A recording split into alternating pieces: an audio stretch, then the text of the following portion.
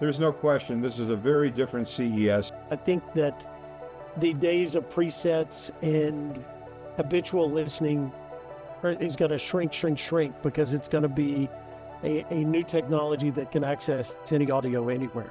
That's a real bellwether for the radio industry that we have to recognize. The one thing that's really becoming very apparent is that this linear progression of media is probably no longer. AI is not a theory, and we're all trying to get our heads around the practical application of it. Welcome to the first time we have ever done this. I'm Paul Jacobs at Jacobs Media, and for the 17th year in a row, except for the COVID year, we're starting our year out in Las Vegas at the Consumer Electronics Show.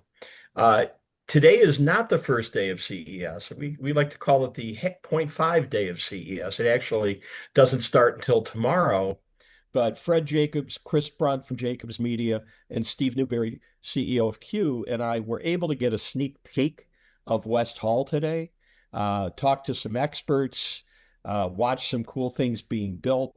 So we're going to share with you today and for the next couple of days what we have seen here at CES, so you can feel like you're riding along with us, except your feet won't be as sore as we were. Chris also today attended an opening press conference and other events. So our goal with this is to just bring you a taste of CES as it happens, and give you the taste of what is going on here. And then in late January, we're going to be hosting a webinar with Steve from Q for the industry, where we'll really try to connect all the dots and tie it together. For those of you who don't know what CES here, it's only the largest trade show in the United States. About 150,000 attendees worldwide, spread all across Las Vegas. You could be here 2 weeks and probably not take it all in. So let's get started. Fred, Steve, Chris, Jump Ball, what are your first impressions so far? Again, we've had a half day to walk around. What are your first impressions of CES, especially how it compares with past events you've been to?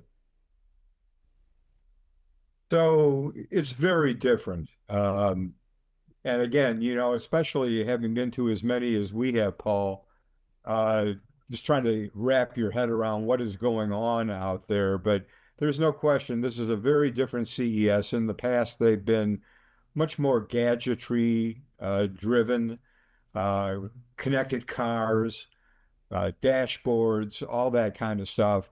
And I would kind of characterize this as a more cerebral CES. And of course, the big reason for that is AI, right? ChatGPT just celebrated its third birthday.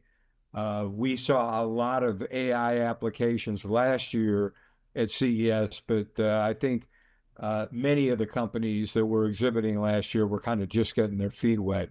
What we are seeing this year is really advanced applications of AI, and it is just sweeping. It is omnipresent. It is everywhere you look. So this one's taking more brain power. We talked about this before we jumped into the fray here. This one is clearly requiring a lot more thought about what's going on out there and what does it mean just to the overall world, but especially the radio industry, because that's why we come out here, is to try and interpret what is happening at CES that impacts broadcast radio. Steve, what did you see? I think you're talking about how this is not as much gadgetry as what we have seen before. I remember when I first started coming to CES, you wanted to go see the new biggest television sets, or you wanted to see the games, or that's not what this is about. That's here to a degree. But I think what I'm really seeing about this is it's how AI is infiltrating every product, whether it's the John Deere huge cultivators or combines that they're using for farming, or whether it's vehicles, or whether it's television sets, smart television sets, how AI is really bringing all of this technology together and going to create a much more personal experience for each individual consumer. So I think what I would say is this isn't about gadgets. It's about how AI is tying all those gadgets into something that's really going to make people's lives much more convenient. So, Chris, you attended the LG press conference and a Lego event. Besides playing with some cool toys at Lego, what were the highlights of that? What were they talking about? Because those press conferences really is companies like LG's opportunity to set the agenda, set the messaging for what they see in the next 1, 2, 10 years. What were your takeaways? The experience that I had 45 minutes down the strip at at the Mandalay Bay was very similar to the experience you had in the convention center. For the LG press conference, they led off with the phrase, "The future is human, but AI is here to make it a reality." LG previously had gone headfirst into a phrase called affectionate intelligence, which was their nom de plume for AI. They've gone even deeper into that and trying to put AI into the real world, using phrases like AI in action, AI into real life.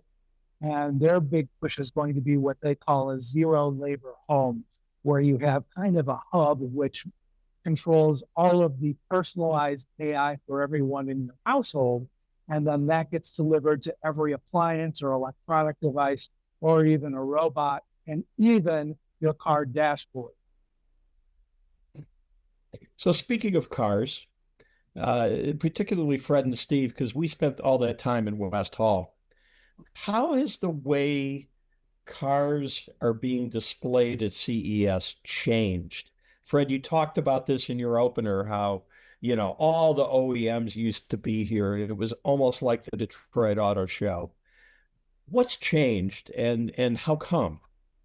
Well, the OEMs aren't here anymore is a really big part of it. I mean, we used to wander around here, and as you said, it was very much like a major market auto show. I mean, Ford had a huge exhibit, GM always well represented, Chrysler, Stellantis, same with them. And then it would be not the least bit unusual to see Mercedes-Benz and Toyota, Honda, etc.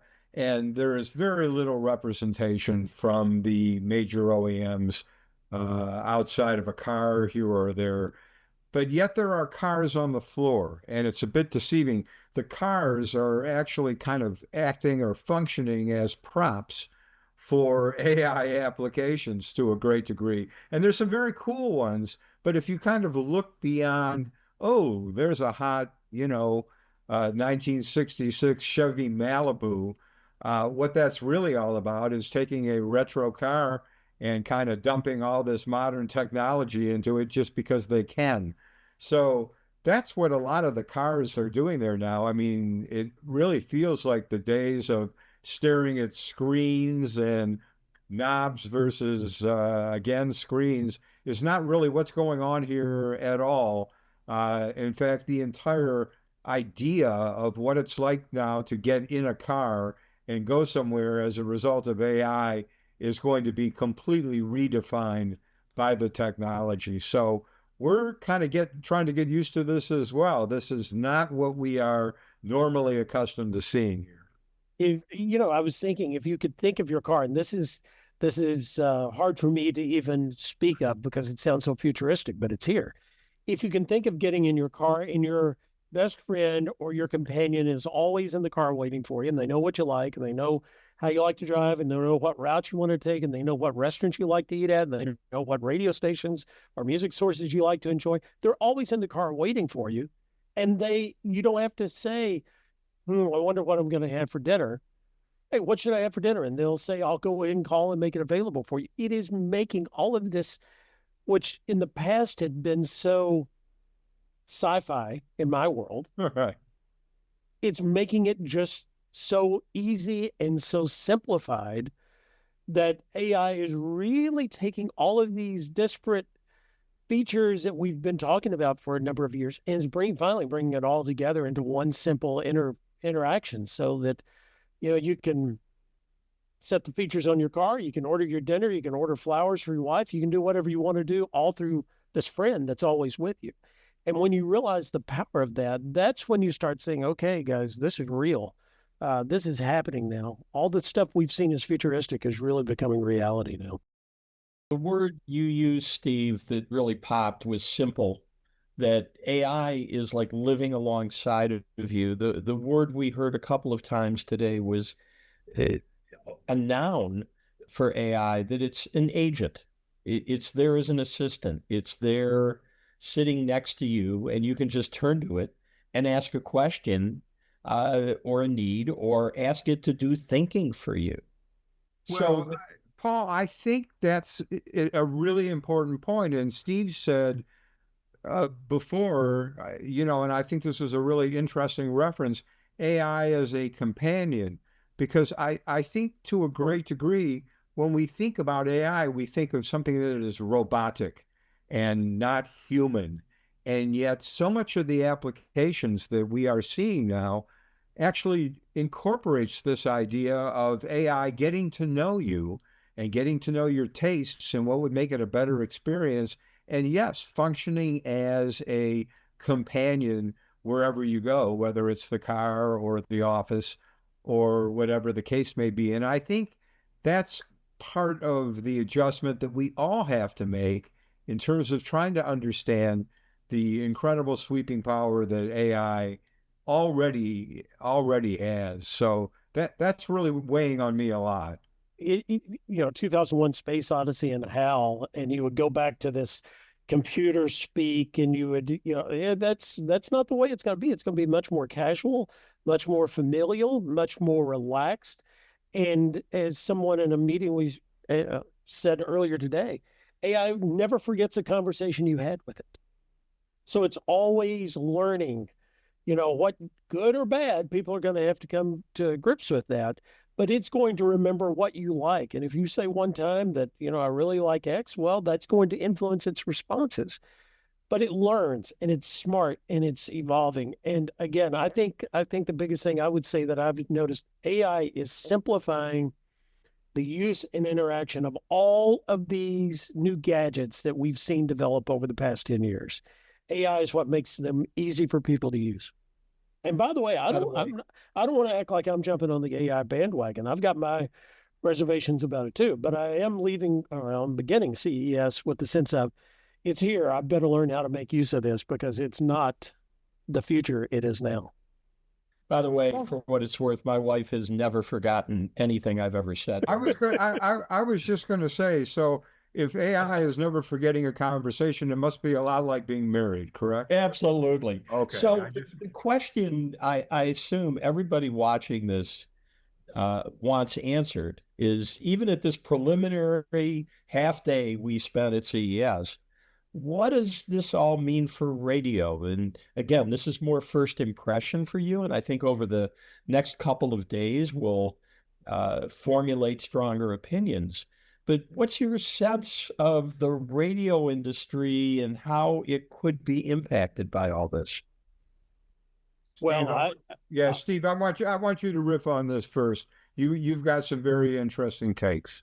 well, the first thing is, I think, in my old broadcaster way of thinking, here's the radio, here's the podcast app, here's the music server. That I've got to punch buttons to get from one to the other. AI could care less. It's a source, and AI is just going to pull it from wherever it is. So it's not going to be about pushing buttons. It's going to be about saying, play what I like, and based on what you've told me, here's what I'm going to give you. So the first thing that I would say is, I think that the days of presets and habitual listening is going to shrink because it's going to be a new technology that can access any audio anywhere. That's a real bellwether for the radio industry that we have to recognize. Now, the good thing is we have opportunities because of our localism, because of our unique our unique content, the quality of that unique content. I think we can really stand out in this world. But we've got to make sure that we are prepared for it and not sticking our head in the sand and hoping that somebody figures out something. We need to be proactive as an industry and not afraid of it, but embrace it. One of the conversations that we had as we were observing all of these different AI applications is this idea of radio stations giving AI a seat at the table. I mean, really almost a place in a marketing meeting or a sales strategy meeting or a programming content meeting, not from the standpoint of, all right, let's let AI do all the heavy lifting and see what it says, but kind of bouncing things off AI to kind of help get framing, if you will, on what we're trying to do. And that doesn't mean AI is going to have all the answers, but AI very likely is going to see the challenge differently than we do because we've been looking at the same challenges essentially the same way for decades and decades. And to me, one of the beauties of AI is that it analyzes differently than we do. And there's something very compelling about that. Scary, as you said, Steve. I do think of Hal. Right. Right. But clearly AI has a different take, a different flip on a lot of what we think about as radio organizations. And I think that's an important thing to factor in. I would, just as a radio guy, would offer this thought. I think we in the industry have almost automatically starting to think about if we say AI, well, then that's, AI produced personalities or AI produced content or AI produced music, as we've seen that's coming out of some of the industries now. That's not where I think the real power for AI is for the broadcast industry. I think it could be somebody's strategy, but I think that's more the cool toy part. But I do think that how do you use the radio station's branding and the strategy of AI, letting AI help in that conversation like Fred was talking about, sitting down and seeing it as a resource for the stations. I think that's a real opportunity for us to take advantage of. We've seen a real evolution of AI in the last 3 years at CES, from more of a three-dimensional piece of technology to something that's really digging into real-world problems in multiple industries. And AI is a tool that we can use to help us figure out our problems as broadcasters, whether it's in the sales pit or whether it's on the content side of things. The one thing that's really becoming very apparent is that this linear progression of media is probably no longer. And if media companies feel that they can put out a two-dimensional or one-dimensional piece of content in 5 years and that's going to suffice, that's not the way it's going to work because of the way AI indexes content, the way that it discovers content, and how it customizes content for the user. So, final question, go around the room. We've talked a lot about AI, and it's obviously going to be impossible to, not touch it in the next couple of days. But what else are you looking forward to seeing in the next couple of days? So my answer is going to have AI wafting through it. Sorry about that. I know you tried to frame the question differently, but what I'm really curious about now, and as you said, I mean, we're a half a day in, so we've barely gotten our feet wet here. But one of my favorite things about CES is Eureka Park, which, for those of you who don't know, is over at the Venetian. And it's about 1,000, 1,100 bootstrap entrepreneurs from around the world, usually little guys and gals who have invested their fortunes in some kind of innovation or invention. I'm really curious as to how AI has permeated their world and what some of the AI applications are going to be over there. I think, as always, we can learn from them. And so I'm really curious to see what the impact of AI is going to be over at the Venetian. Steve? A little bit of it going around the barn to get this question answered, but I'm going to try to test my sobriety. That's not what it would typically be in Las Vegas, but I've come away from CESs in the past drunk on the excitement of autonomous cars. I've come with the excitement of dashboards that give you all kinds of entertainment opportunities. We've all seen this. We know what CES gets people excited about trends. And I've done that many times. I've gotten excited, drunken on the excitement of the new technology. This feels entirely different to me than anything I've experienced before. I don't think AI is the next trend that may or may not realize itself. I think I go back to my comment earlier. I think it is what's tying together all of those ideas that we've gotten excited about in the past. So I'm going to spend the next couple of days testing that and making sure that I'm not just AI, and getting so blinded by that that I miss something else. But this feels different. This does not feel like the next thing that is coming. It feels like it's here and it is changing the way all of these other technologies interact with each other. So what I'm going to spend my time is sobering up on my excitement about AI, seeing if there is something there that I'm missing. But going into it, I think I'm going to have to look really hard for that because I think it's quite real. I like the fact you weaved in dry January into this, which I, I think is clever. Thank Chris, you. Thank you. Chris, what do By you the way, think? there's no such thing as dry January in Las Vegas. Okay, No, there's Chris, not. what do It you is, think? it No, is not there, being practiced. Paul, you're going to have to answer this one too.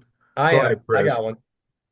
I'm looking for all of the themes of AI and how individuals are using it to kind of build their own communities or build their own technologies to solve problems, whether it's in the entertainment space or even, we heard about home nuclear generators or nuclear reactors. So I'm really curious about what's happening in the smart home space for that.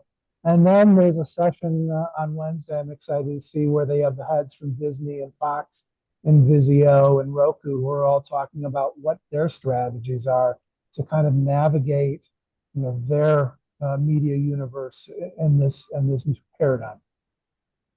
I think the theme that runs through all three of you and me, with what I'm about to share, is AI is not a theory, and we're all trying to get our heads around the practical application of it. There's an event, a new event here at CES. I forget the name of it. Our friend Brian Komisky came up with it. Over at the Foundry. Foundry. Foundry, thank you. Over at the Fountain Blue.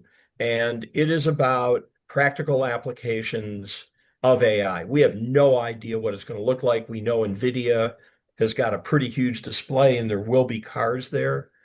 That combined with robotics. We, over in North Hall, where we haven't been yet, it's pretty obvious the whole amount of real estate allocated for robots has expanded greatly. And again, probably because of AI and other technology. So again, as Steve said, it's all kind of coming together. But yeah, that's what I'm looking forward to is what the heck does this mean? Again, this isn't getting rid of buttons on a car dashboard. This is the way we interface with technology and maximize its power. And it's here now. See, that's the other thing. Okay. Thank you for joining us. I will promise you the next 2 days, we will continue to share with you. But each successive day, we're going to look more and more tired because this is a truly exhausting marathon. 20,000 steps a day minimum. But we're here and we're going to share, and it's great. Fred's going to post this. If you're seeing it, you've already realized it's posted in the Jacob blog. We encourage you to leave comments and questions and drive our thinking. Because, yeah, while we're here, we are in a bit of a bubble. And if there's things you want to know and want to learn that we can focus in on, we are absolutely willing to do that. So leave comments, leave questions, and join us for the next couple of days out here in Las Vegas as we get the year off to a wonderful start. Thank you all very much. Cheers from Vegas.